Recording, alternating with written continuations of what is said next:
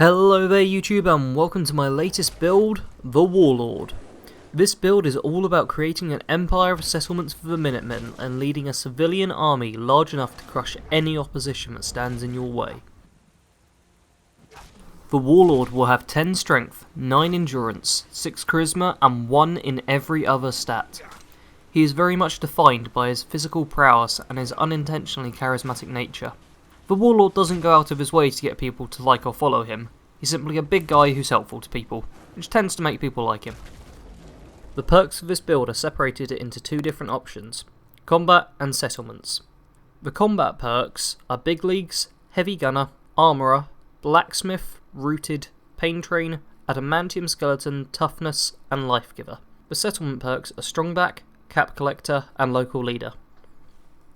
I advise prioritising the local leader perk above all others, but after that feel free to pick the different perks whenever they are most useful to you.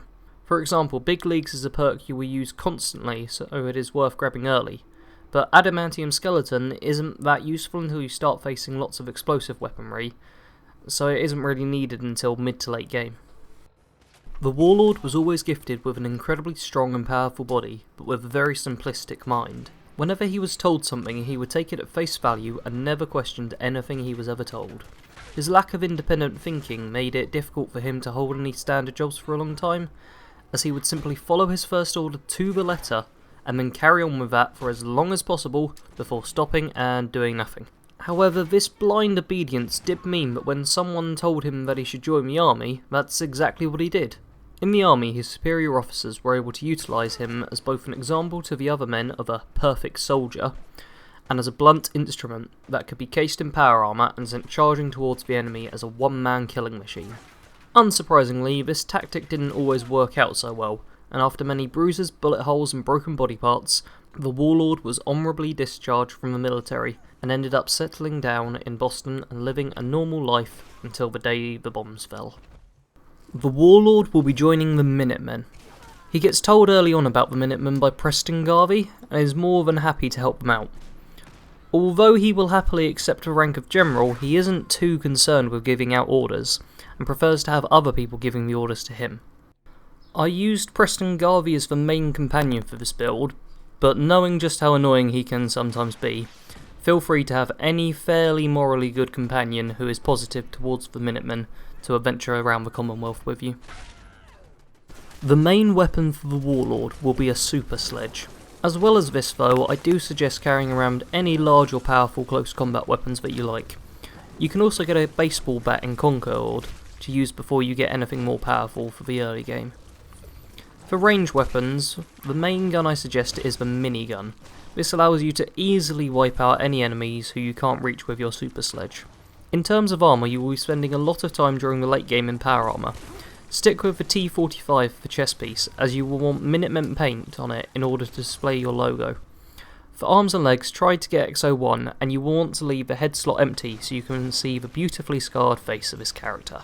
In addition, underneath that, you will want leather pieces. Upgrade these to the best you possibly can, and once sturdy becomes available, get that, and once heavy becomes available, get that. The heavy leather armour has a really nice aesthetic to it and suits this build perfectly. The Warlord is primarily a settlement-based build, so building yourself settlements will be a priority. The Warlord isn't a high-tech guy, so you want your settlements to look relatively simplistic and be more functional than bright and shiny. This doesn't mean you can't jazz out your settlements a bit, but try to build your structures out of wood and avoid packing the place with robots.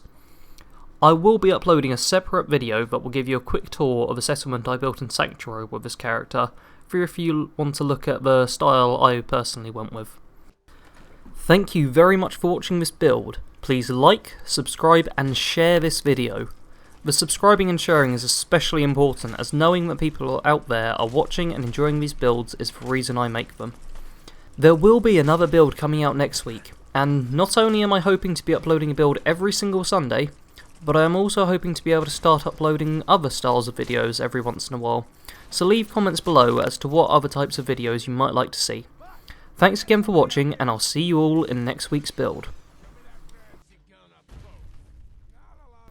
The Warlord is primarily a settlement-based building, Nah, building here, building here. Oh, if the one of the building, that's better fun about it.